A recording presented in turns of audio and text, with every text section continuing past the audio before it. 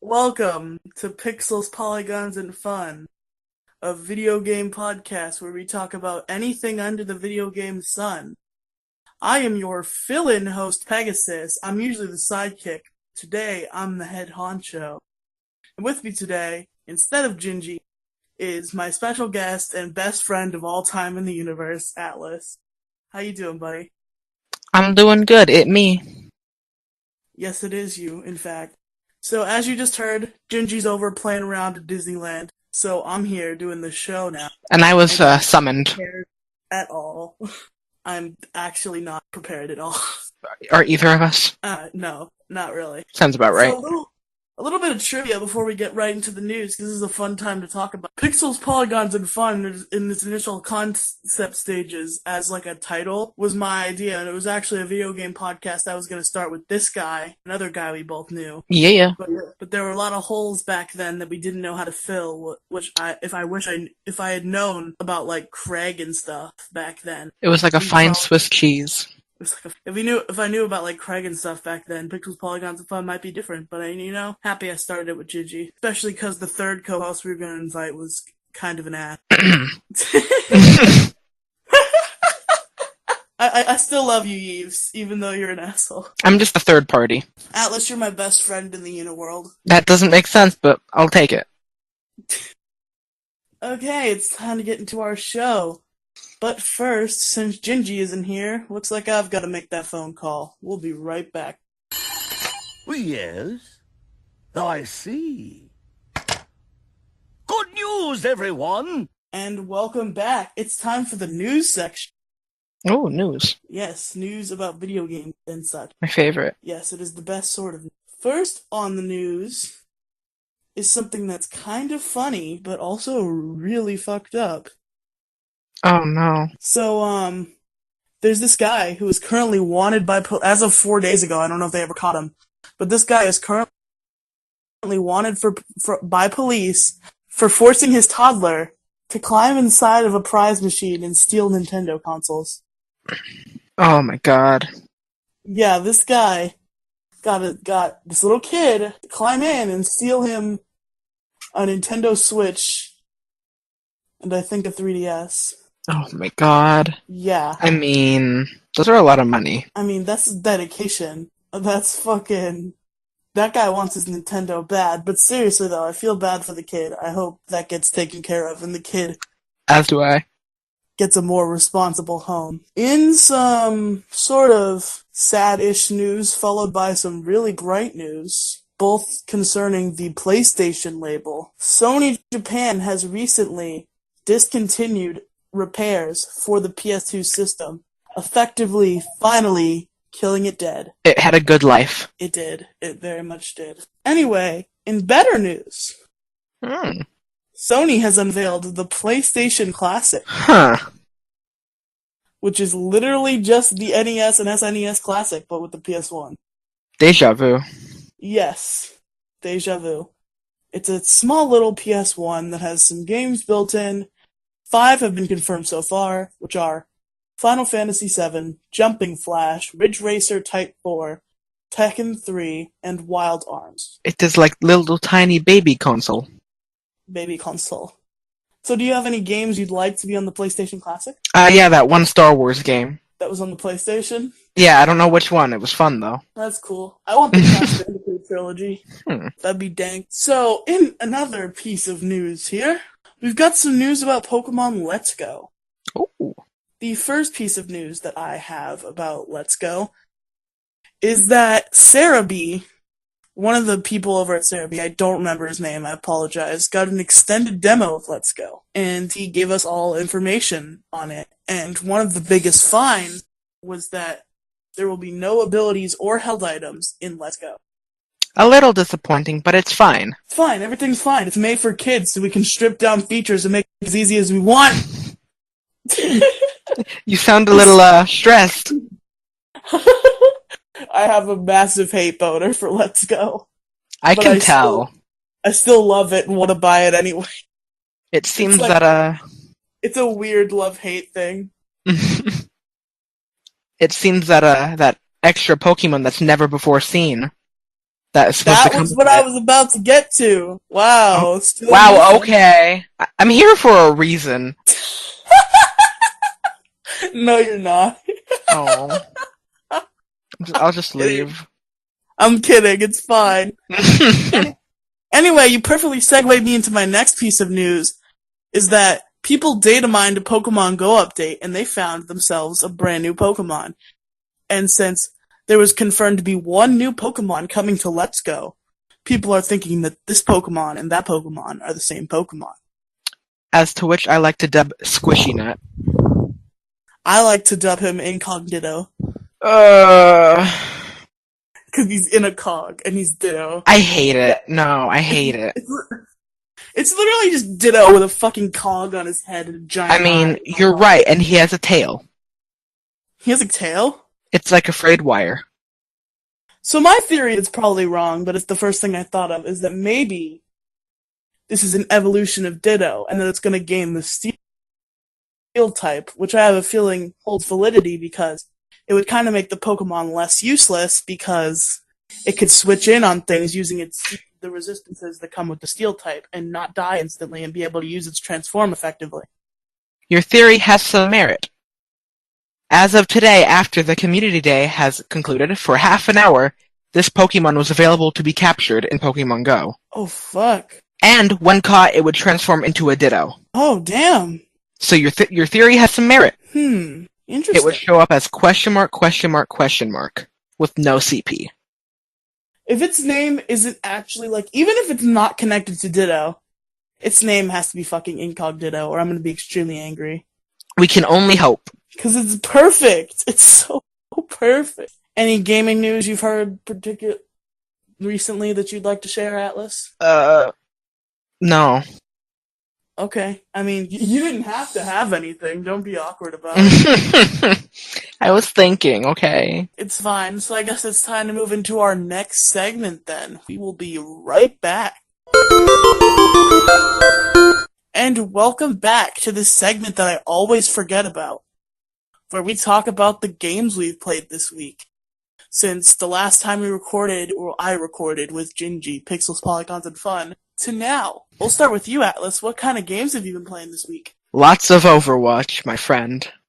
Overwatch, and Overwatch. Yes. Any particular highlights of your Overwatch playing you would like to share? Yes, indeed. The hero Torbjorn has been receiving a rework. He's getting a brand new ultimate. I mean, that was something you could have mentioned in the news section when I asked if you had any news. Can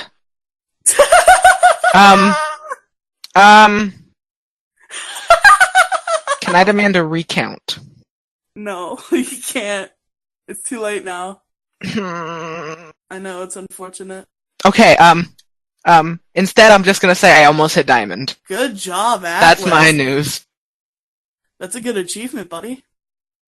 Thank you. Any other games you played? Not really, no. Watch this show is probably going to be way too short, and Gingy's going to be disappointed. I'm a disappointing person. Senpai Gingy's going to disown. Can't disown somebody you don't really know, so. Damn! Hey. Throwing shade! No shade, only tea. I love you anyway. Please don't hurt me. Damn. That's intense, Atlas. So anyway, as for games, I've played this. I've been pretty light on my end as well. I played a lot of Pokemon. I played a little bit of Pokemon Light, my Nuzlocke that I'm playing along with Last Burn Radio podcast, but unfortunately, I lost like an hour of progress.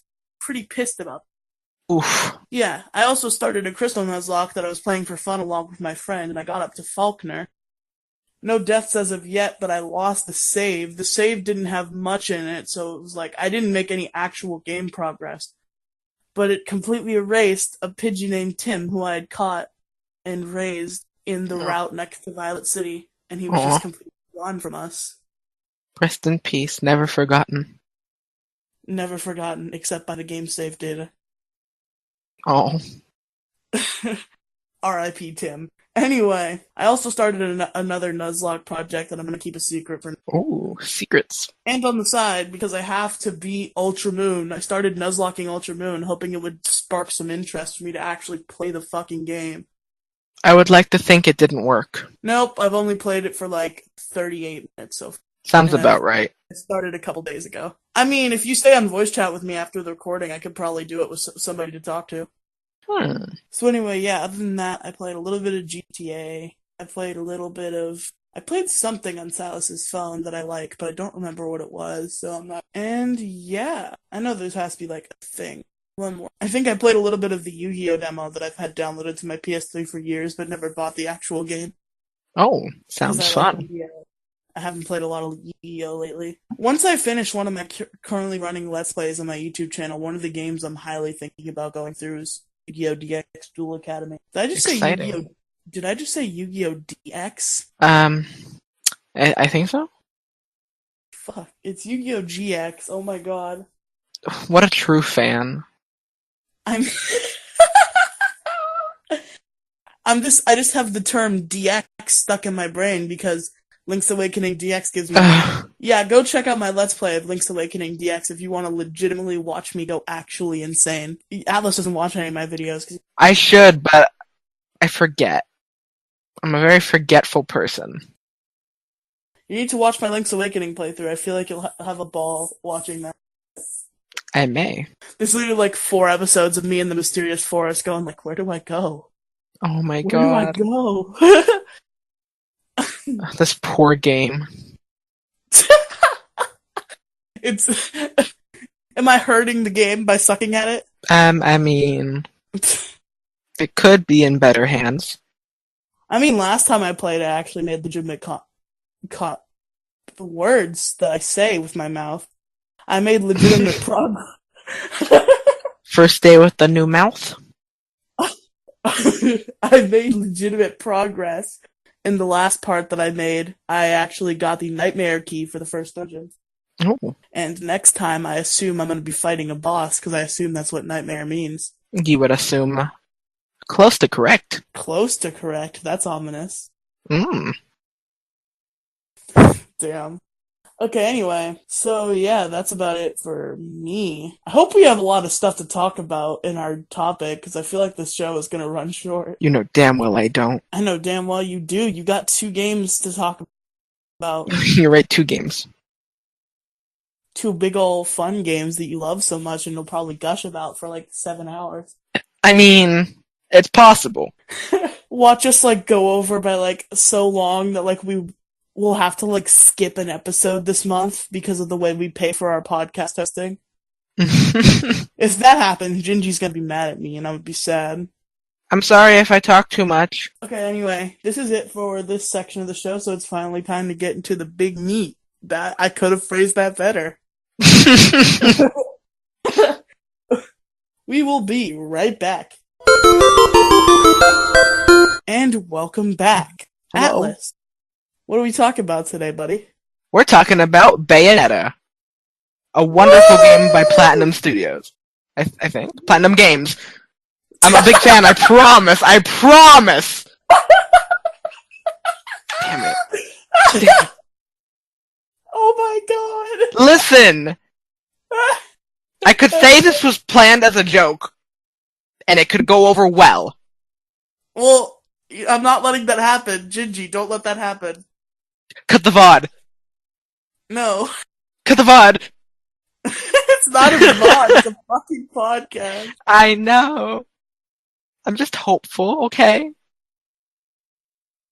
I mean, he's cut things out before. Like, I made what could have been kind of an offensive joke to some people in one of the episodes, and he did cut it out, which I appreciate. Oh, I'm not going to give details, because that would obviously ruin the whole point of him cutting it out, but it wasn't that bad, so... Leave every word I said about Platinum Studios in. Definitely. All of it. All of it. So anyway, we're talking about Bayonetta, huh? You really love this game, if I am... I love this game, and I love the woman. You love the woman? I do. You don't love her in the way that some may think, considering you No, don't she is a swing away. queen. You don't I swing in her experienced... direction. No, I don't. Not one bit. It is a very express fact that he doesn't care that people know that Atlas is of the homosexuality. I am. So anyway, Bayonetta. Bayonetta. So, tell us about the first game in the Bayonetta series that only has 2 games so far. I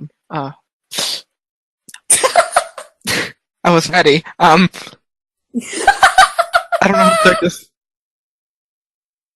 Cut out all of my anxiety, please. No, don't do it. I don't know. I literally don't know how to start this. We'll do it! Bayonetta is a game about a witch by the name of Cereza who takes on... Yeah, words. They're hard. Gives herself the name Bayonetta because she does not know her real name. She wakes up from the bottom of a lake after being sealed away for 500 years and is on a journey to find out who she was and who her family was.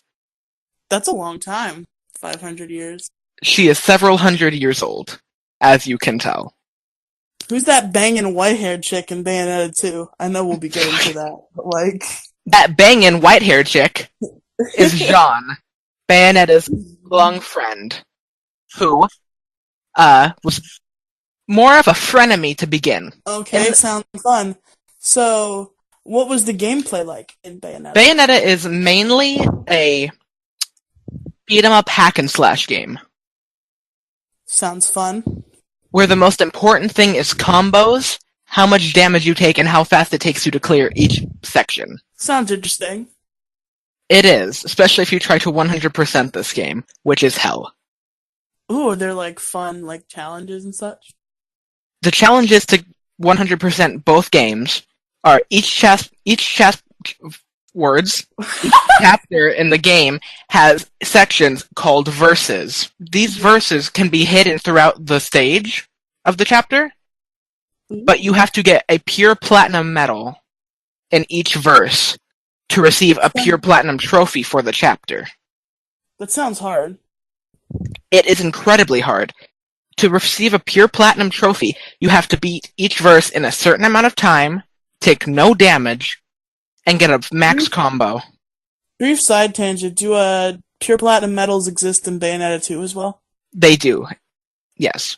Okay, well then obviously they're hard to get, because I've spent a long time just playing the Bayonetta 2 demo a bunch of times, and I don't think I ever got higher than gold on the verse that was in that demo. I think it's bronze, silver, gold, platinum, and then pure platinum. You like have to get gold before you can get platinum or something? You can get platinum and pure platinum right away. You don't have to get golds. Oh, okay. It just depends on how good you are at the game. Well, that explains it. Right. And it's a very hard game, full of many secrets. You have to find your way through each chapter and find each hidden verse. Because not every verse is found just by going through the chapter in a straight way. So, like, what system was Bayonetta on? Bayonetta 1 was originally released on the Xbox 360 and the PS3. Oh, but the PS3 was more of a port from the Xbox 360 version. I was about to say I might pick that up, but is it like a crappier version for the PS3? The PS3 version is indeed a crappier version of the Xbox 360. Oof. But when Bayonetta 2 rolled into production, Sega said no to Platinum Games. So Nintendo stepped up to the plate and funded Bayonetta 2. In return, the game would be exclusively on the Wii U. Oh, which brought a port of Bayonetta 1 to the Wii U as an enhanced version. How was the Wii U port of Bayonetta 1? Incredibly good, enhanced. The gameplay is perfect. Can you get it on its own? You can buy it from the eShop. It does not come in its own solid copy. How much? I know, but how much? $20 on the eShop? I might snatch it up at some point. It is definitely worthwhile to get this game. Both games, in fact. I mean, Fucking Gingy already has me wanting to buy the infamous game, so I don't have money to buy all this stuff. But continue on with ports. Last year, on April Fool's Day, Platinum Games decided to reveal that they were bringing Bayonetta 1 to PC. Ooh. And 4K graphics. And it was released on the PC for $20. So I went ahead and snagged that too, since I had to. Was there a prank? Was there a joke? Everyone was speculating that it was going to be a joke about something regarding Bayonetta 3, but it was really them just wanting to like hype the people up for something that would eventually let them down, but it was something that was exciting. Cool. The joke was that there was no joke, and that they were just releasing it. Pretty clever. It is. And along with anyway, anything else about Bayonetta 1 you'd like to share? Like maybe some plot details or any trivia? Yes, plot details. We'll do that then. I will get into spoiler territory here, so. We get into spoiler territory all the time, but I guess the warning is appreciated. Yes. Yeah, we're about to spoil Bayonetta. That's what you're getting into listening to a Bayonetta episode, people. Sorry. In Bayonetta 1, Bayonetta herself goes through the entire game with a little girl by the name of Cereza, and she hates her at first. Wait, I thought you said the witch's name was Cereza. Her name is Cereza, but so is the little girl's. Whoa, are they like the same person? They are, indeed. Damn. Bayonetta basically adopts her younger self and takes her through the game with her. But she doesn't know that it's her younger self till like the end. Right. She hates her at first, but she suddenly grows on her. Bayonetta 1 or like sometime in Bayonetta 2? She finds out at the end of Bayonetta 1. You know, I don't remember there being a little girl in Bayonetta 2. Is there a reason behind that, Atlas? The reason is that after Bayonetta found out it was her, she was no longer around, basically. Aww, sadness, kind of. But the whole point of Bayonetta 1 was Bayonetta trying to figure out who she was and her life, which, in the climax of the game, finding out that the main villain, who had been taunting her the whole game, was her father. Whoa! There's two eyes of the world. The left eye, who oversees darkness, the moon, and inferno, which is basically hell. And the right eye is light, the sun, and Paradiso, which is heaven. The right eye is her father, and she is the left eye. He's the main villain of the game, but he wants her to work with him to summon the creator of the world, Jubileus. Can I real quick satisfy a curiosity about Bayonetta in general? What with the hair demons? Okay. With the hair demons, Umber and witches, their whole thing is hair. Okay. Their clothes are made of their hair. What? Their hairstyle is their bodysuit is literally their hair. That's why they become naked when they turn their hair into demons. And when they summon these demons, they speak in Enochian, which is an angelic language, which can be perfectly translated from what they say into actual phrases. You know, here's just a quick question, just like doubting Nintendo. Was the nudity any more graphic before it was Nintendo's? No, Nintendo said go right ahead. Oh, damn. That's why it's rated M. Like, because I don't remember it being too bad in the Bayonetta 2 demo, so I was wondering if it was, like, more bad back when it was Xbox and PlayStation. Oh, no. Nintendo gave Platinum Games the go-ahead to do whatever they wanted, even making the Nintendo character outfits as sexualized as they wanted. Ooh, damn, let me get on Google Images. Lord. Anything else about Bayonetta 1? I'm getting ahead of myself. Excuse me? You cut out. Getting ahead of myself. Well, I said anything else about Bayonetta 1. Okay. So, continuing on, she fights her father, and eventually she wins. But then, the creator, Jubileus, ends up being summoned anyway, which then you have to fight Jubileus. Oof. Which, her father, Baldur, is basically inside of the right eye of this creator. once you win, Baldur basically dies. Mm-hmm. Thus the end of Bayonetta 1. Whoa, dude. And Bayonetta 2 picks up right after. Okay, well, before we move on to that game, anything else you want to mention about Bayonetta 1? All of the weapons in the game are created from demons themselves. The person who Bayonetta buys her weapons from, Rodon, goes into the Inferno and kills demons and creates weapons out of them. That's amazing. Which can only be done by luring them out with golden LPs, which are songs. Rodon is the real MVP. He really is. Creating whips, guns, shotguns, ice skates, claws, stuff like that. Rodon doing them favors for Bayonetta, looking for that witch fun. Which Bayonetta would have no part of, which she says, as the Americans say, she'll bust a cap in yo ass. Damn! Wait, does Rodon actually hit on Bayonetta? Does this actually happen?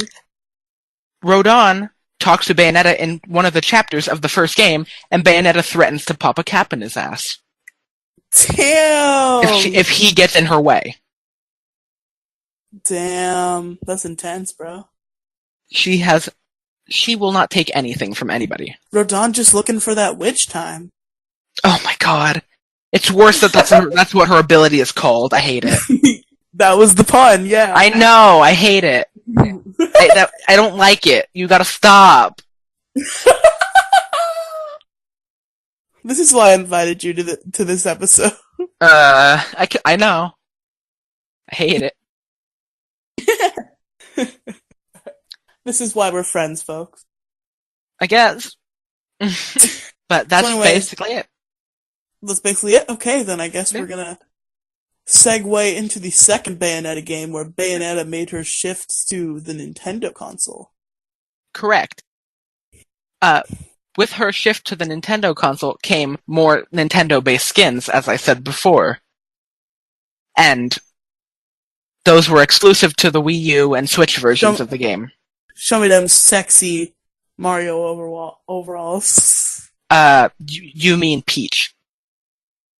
I mean, she has a Peach, Samus, Link, and Star Fox outfit. Ooh, that Samus one is probably fire. It is. It's an amazing outfit. But in Bayonetta 2... Fire, but okay.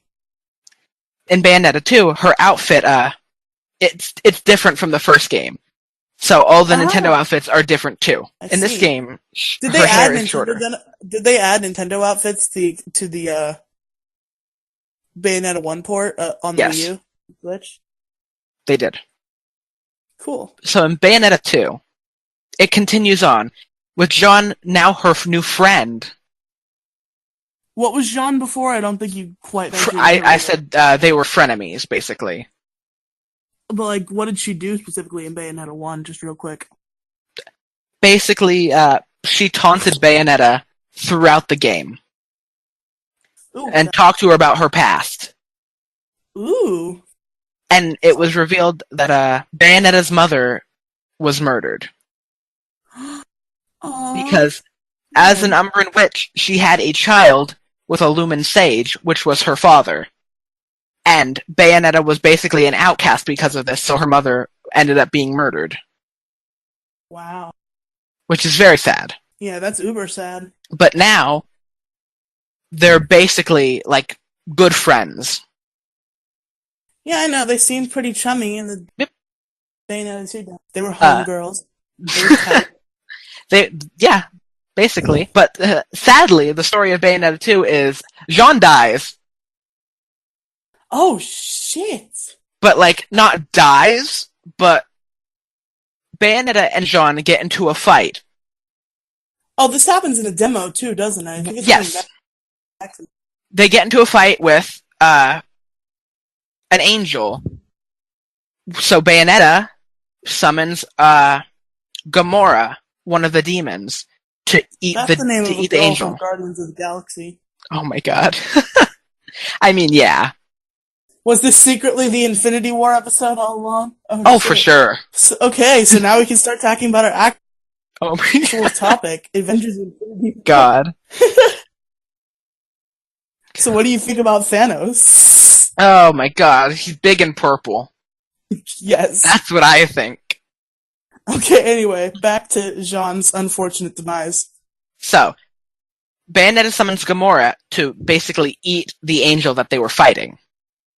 Mm-hmm. But he escapes the portal from the Inferno that Bayonetta created to summon him, and he gets out, so Jean and Bayonetta have to fight him. Oh, yeah, I remember this from the demo. You have to, like, grow wings and beat him up. You don't really grow wings. It's basically summoning another demon's wings to act as your own. Cool. That's cool. But Jean and Bayonetta fight Gamora. They win, but Jean is mortally damaged, and her soul gets pulled into the Inferno, and her body is left in basically Purgatorio. Oh no! So the entire storyline and goal of Bayonetta 2 is for Bayonetta to go into the Inferno and rescue Jean's soul. Cool. Which is a wonderful idea. I love it. So, before we get into, like, plot details and the story itself, are there any gameplay differences in Bayonetta 2? Bayonetta 2 is basically the same as Bayonetta 1. Except Bayonetta 2 was the actual introduction of being able to use her climax whenever you really... I think climax? But I know it added... I can hear you, like, looking at your notes, like, trying to type. I know. It added a different gameplay element where you can use your abilities in a different way. No, that was in both games. But... Oh. So, like, you can get an enemy into a quick time event? Right, but which are called torture attacks. Yeah, that's what I have. But in Bayonetta 1, you could only use some of her abilities at a certain time. But in Bayonetta 2, you can use them whenever you want. Ooh. Which makes for more stylized gameplay for whoever's playing. You know what makes Bayonetta literally the coolest? His foot guns. His foot guns? His foot guns. The foot guns are great. Yeah. She's like, dual pistols aren't enough. Yep. I gotta put some on my feet, too. Quad pistols, man. Quad pistols. Which, in both games... Does she ever use all four of them at the same time, like while she has wings or anything? I think she does when she has wings, but I'm not sure. I don't know. Because that would be cool. It would be cool. But, as with the first game, the unlockable weapons you get from Rodin, some of them can be equipped to her feet. Yes. So you can put shotguns on your feet, you can put whips on your feet. Better treat those feet right. And you can put chainsaws on your feet. That Dan Schneider style feet. Lord. No. Dan Schneider better not touch my Bayonetta. Fresh baked laugh tracks returning soon, maybe. We can only hope. We can only hope. That was me and Atlas's podcast, by the way. I think I mentioned it like at least 3 times on this show. Oh, I've missed an important detail of the first Bayonetta game. Oh wow, good job, Atlas. I know. I wasn't trying to like mention bosses or anything, but like the 4 main bosses of the game were important to the story because they were the 4 cardinal virtues, and she had to defeat them. Oh. Temperance, fortitude, lust, and sapience. And all of them... I'm just like, is this the Full Metal Alchemist spin-off game? Oh my god. But they were called Fortitudo, Temperantia, Lustita, and Sapientia. And they all had wildly different boss battles. I feel like this obviously never would happen, but I feel like a Full Metal Alchemist and Bayonetta crossover wouldn't be like too ridiculous on either franchise parts, and it would be very Probably not. It would probably be good. Yeah. I want to see that now. I really do. But some of these cardinal virtues do return in the second game. Ooh. Do tell, Atlas. Well, I mean, that's about it. They just return. Oh, cool. Mostly Fortitudo. So let's hear some plot details on Bayonetta 2. So, in Bayonetta 2, to get to Inferno, Bayonetta has to head to the sacred mountain of Fimbulventr. It sounds odd, but that's where she has to go. It's where the gates of hell are. That sounds like a good time. It sounds like I want to have a party there. But the sacred mountain of Fimbulventr is found in Noaton. Noaton's the city at the foot of the mountain. Fun. But this is where Bayonetta meets a young boy named Loki, who also... And again, we're in Avengers Infinity War territory. I know! Who, like Bayonetta, that I forgot to mention, has the ability to transform into animals. Does Loki die like he does in Infinity War? No. Spoilers, I don't think anybody cares about Avengers Infinity War anymore, but like, Gingy, just put a spoiler warning before I say that, just for like, okay sake. Thank you. But anyway, Gingy. Gingy. Atlas. Wow. Okay. So, Loki helps Bayonetta get to the top of Fimbulventr, and he is her guide throughout it to get to the gates of hell. But both of them are hunted down by another Lumen Sage who's masked. And he says, Jesus Christ. He reveals that he knows Loki. Well, because he's his brother. Not the sage, but a mysterious prophet reveals that he knows Loki, and also shows Bayonetta a vision of the past, which shows that the witch hunts, which is where her mother was murdered. The Salem witch trials? Basically how it was, except much more violent. But Bayonetta's shown a vision. And there were actual witches instead of it just being actual witches. A giant pool of betrayal and sadness. Right. The witch hunts were... I'm still emotionally affected by the Crucible. But the witches were hunted down by Lumen Sages and murdered. Ooh, fun. But Bayonetta is shown a vision of the past, which basically implies that the witch hunts that were 500 years ago were not truly caused by her father. Oh.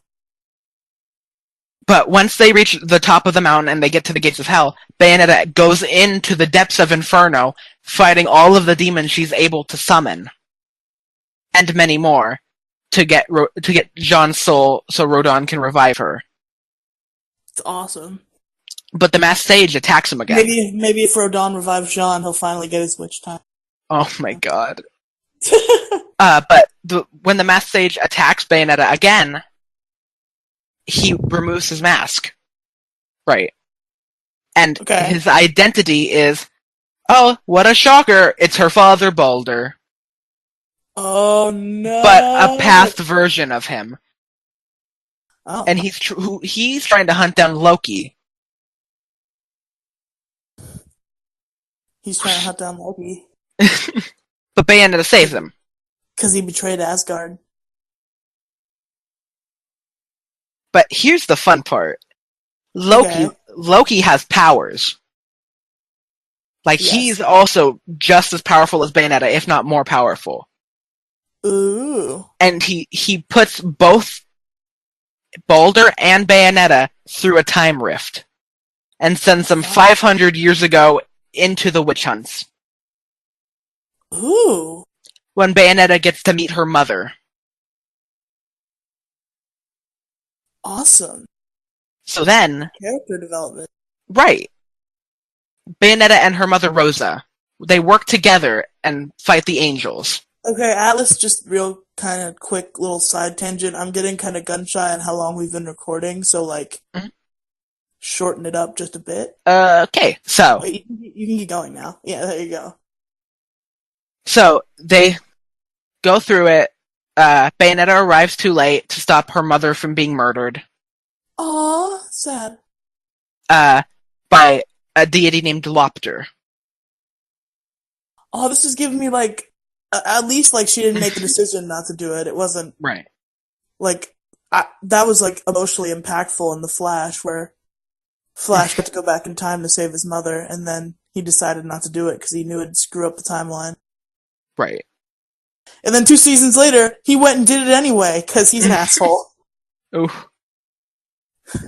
And then he fucked the timeline up and ruined everybody's lives. So then, after that, Bayonetta realized, oh, shit, Lopter bad.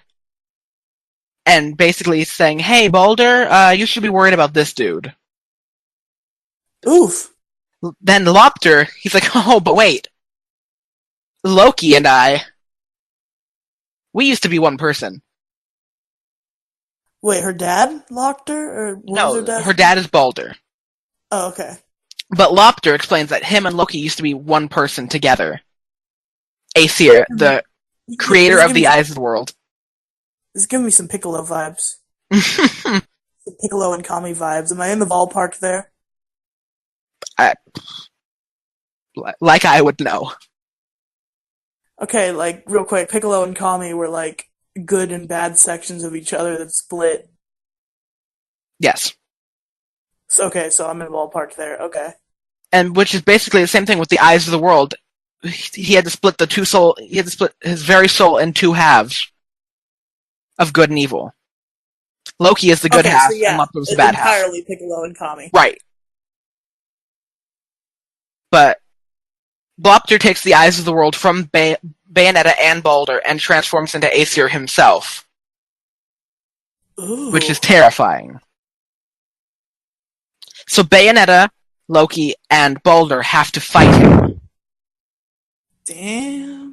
But Balder stops him and absorbs him into himself to take in his evil soul, and tells Bayonetta that if the evil inside him leads him astray, to stop him. And it's a very sad moment. Damn. Which then Bayonetta thinks back, realizing that her father's actions in the first game weren't his own. Damn! Which reveals that the whole game, both games, are basically a loop. Where the end of Bayonetta 2 is... I wonder how Bayonetta 3 is going to happen then. I would love to know. It basically reveals that he takes in the evil soul and it takes him over, which is why Bayonetta has to stop him in the first game. So it just becomes a time loop at that point. Right. In the post-credit scene, he's shown doing all this stuff, corrupted, putting his mask on, and then plotting to do all the stuff of the first game. And that's basically it. Oh, crazy. That's it. So those are the Bayonetta games, huh? Any trivia and stuff you'd like to share before we move on to other stuff? Yeah. The watch that Bayonetta has on her at all times contains the numbers 14111219, which is 1411 December 19th, her birthday. Wow. That's cool. Another one is in the Wii U version, the only version, at the time of this. Isn't there a Switch version? There is, but at the time of what's the discovery of this cheat. Oh, okay. Knocking on the specific pattern on doors in chapters 1, 2, and 4 of the second game allow you to purchase later upgrades early if you have enough money. That's super secrets there. Nobody knew about it. It was revealed 3 years after the game came out. Wow. Which is really cool. A well-hidden secret. I'm surprised that cat didn't get data mined, and they're like, oh, right? hey, you can do that. And I've got two more. Bayonetta has an intolerance of crying babies and cockroaches. I agree with the second one. As do I. Both. I hate both. Babies are the best. I love Uh, babies. They're so adorable. But this one, I love this one. I held a baby for the first time last year. It was so refreshing. In the Japanese version of Super Smash Bros. 4, if a player picks Bayonetta's Bayonetta 1 costume... Hey! We're getting there. Don't get ahead of yourself. This is trivia that pertains to the game. Yeah, about Smash Bros. But this is trivia. Okay, whatever, go ahead. If a player picks Bayonetta's Bayonetta 1 costume, she'll speak in English in the Japanese version, but if you pick her Bayonetta 2 outfit, she'll speak Japanese. This reflects how dubbing wasn't put in the original Bayonetta game, and it was all exclusive to Bayonetta 2. So which is a cool little the vice versa. The vice versa doesn't happen in the English version, right? You can't make Bayonetta speak Japanese. No. Oh, okay. It's a cool little Easter egg in the Japanese version of the game. Yeah. I know. I was just asking. But that's all I got for all the stuff. So anyway, after Bayonetta 1 and Bayonetta 2, Bayonetta became such an influential game character that she was put into the Super Smash Bros. Through a ballot. Was it the ballot? Oh yeah, it was yeah, the ballot. She was the ballot winner. People wanted her in the game so badly, they voted for her, and she won. She was like 4th place, but the other 3 were like unattainable, right? Basically. Yeah. I wouldn't be... Did the ballot results ever get released? I don't know. If they didn't, and like there's not a confirmation against this, I wouldn't be surprised if Shrek was like number 2. Because it was like the meme everywhere that people were voting for Shrek in the Smash ballot. Okay, anyway. Bayonetta and Smash. Tell us all about it. Bayonetta in Smash, she retains most of her standard abilities from Bayonetta 1 and 2. She has all of her combo moves. She doesn't have any of her transformations into animals. But she does have her Witch Time, which slows down the opponent and lets her move at full speed. And I've heard all these moves, real quick. All of these moves that she has access to have made her a very controller-smashingly hard opponent. Oh, for sure. Isn't she number 1 in the tier list? She's, Isn't she Meta Knight levels of, oh my god, what is going on? Mm-hmm. Damn. She had combos that could KO you from 0. Oh my god! She was incredibly broken when she was released. Atlas, did you hear that she was completely the same in Smash Ultimate originally, but at the Invitational, Sakurai saw people use Bayonetta effectively and like literally like facepalm at how overpowered she was. Yeah. So she's obviously gonna get nerfed because Sakurai himself was She's like, already been nerfed. Wait, was there already like nerfs revealed for her? People who played the E3 demo said she wasn't as strong as she was. Was that post the Invitational? I think so. Oh, because I think the Invitational was before the big release stuff. Oh, I guess they like showed the Invitational at E3, but it happened beforehand. Probably. Because I know Sakurai saw Bayonetta at the Invitational. He was like, "Oh God, what have we done?" But she was incredibly different from the Wii U version. Just not as strong in the E3 demo. Okay, wow. So anyway, what was her final smash? I got ahead of you there. Her final smash is it puts her into basically a quick time event where she has to beat up other players to start her summon, where she summons Gamora to basically eat the other players. Don't you know what happened last time you did that, Bayonetta? She knows, but she doesn't care. This time they're gonna take Mario. You have to go save Mario in the Inferno. I don't think anybody would want to do that.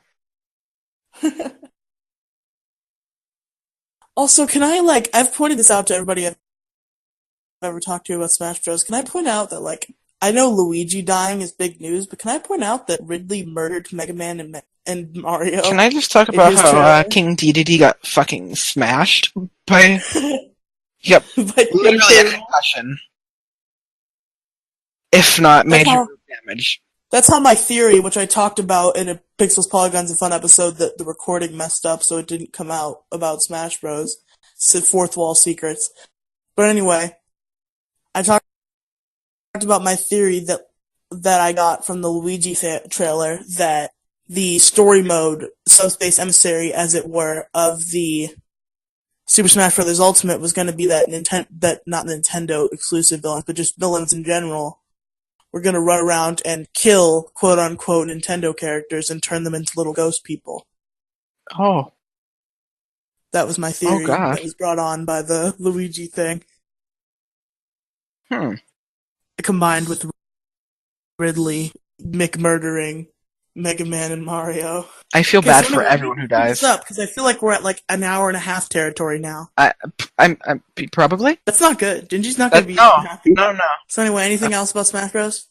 That's about it that I can think of. Okay, so it's time to briefly cover what we know about Bayonetta 3. And what we know about Bayonetta 3 is a very, very short trailer. Okay. Literally a 54-second trailer. 50 seconds if you don't include the logos and stuff. Wow. So what happened in this trailer? In this trailer, it shows Bayonetta in her Bayonetta 1 outfit fighting an enemy that we don't know who they are. But she shoots her bullets at him, and he splits the bullets. He stops them mid-air and just shatters them. Wow. After thoroughly beating Bayonetta up, which then he proceeds to basically cut Bayonetta's legs off. Holy crap! That's from what you can see in the trailer, that's exactly what it looks like.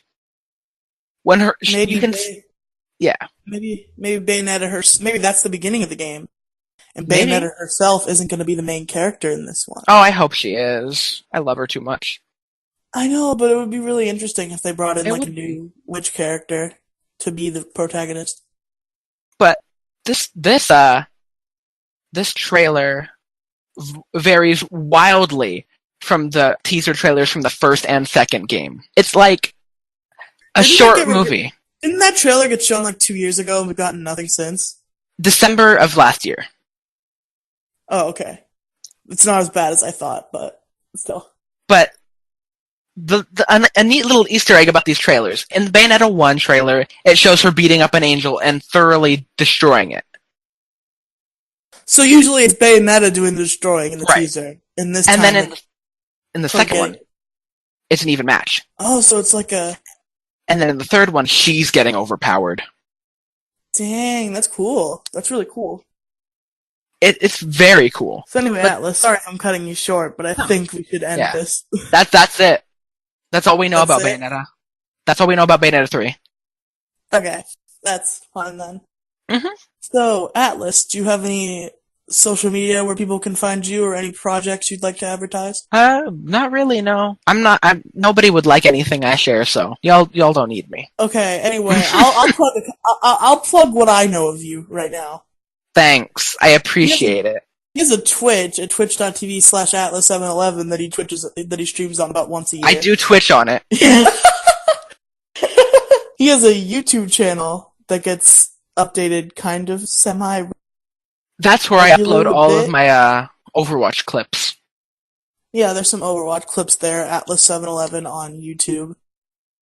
I'd say your Twitter handle, but I don't remember it because I think it was something stupid and it wasn't just Atlas711. Oh, it's 3_ Atlas711 3_. Oh yeah. Because Atlas711 was taken. And maybe you can find him on the community Discord. I don't know if he's just gonna like nope out of there once we're done. I'm staying. Oh, okay. So yeah, you can never get rid of me. There is no getting rid of Atlas. Correct. He's staying forever. I am words. I'm omnipotent. Yes, in fact. Omnipresent, too. Yes. I think that's one of my favorite JonTron scenes. Oh my god. When JonTron was like, you weren't around when Banjo-Kazooie is popular, but it's a pretty great game. And Jacques was like, I am omnipresent. And John was like, yeah, okay, what? So anyway, you can find me on Twitter at PegasusTheGame1. I am on the community Discord as Pegasus the Gamer. It might be 420, it might not, but there's not any other people of the other name, so you can find me on either of those names probably. I have a couple other podcasts that I am part of. There's In Arceus We Trust, a Pokemon podcast, which I actually recently took over main host duties for in the absence of Cameron, so please go support that show, because it's a big undertaking that I'm going through. There's also Ghost of Gaming Future. Oh, you can find an Arceus We Trust by searching it on like any place podcasts are found. As for my other podcast, Ghosts of Gaming Future, where we talk about our own game ideas, you can find that on the YouTube channel Ghosts of Gaming Future. Also, if you liked what you heard here and you didn't already hear when I advertised last episode, we have one episode of a podcast that we started a long time ago called Fresh Baked Laugh Tracks at freshbakedlaughtrackspodcast.weebly.com, where you can listen to us talk about the first episode of Drake and Josh. And maybe we'll continue that someday. Maybe we will. You sounded so defensive. Not my goal, but you get it.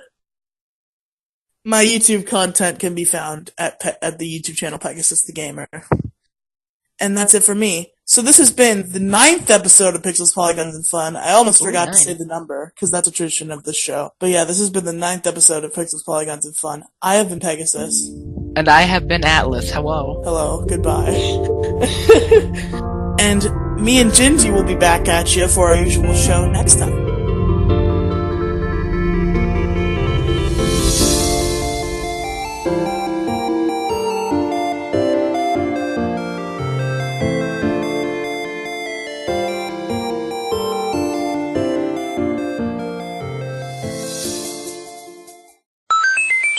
There you go. We did it, and I just have to get the bear out of here, and that's how Gingy. Well, shit.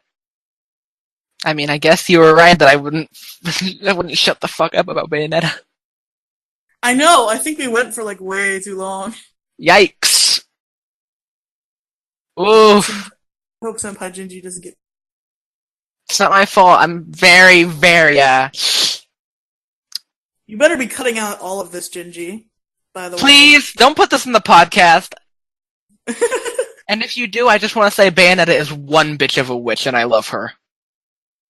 Okay, cut out everything else, but just put that after the outro.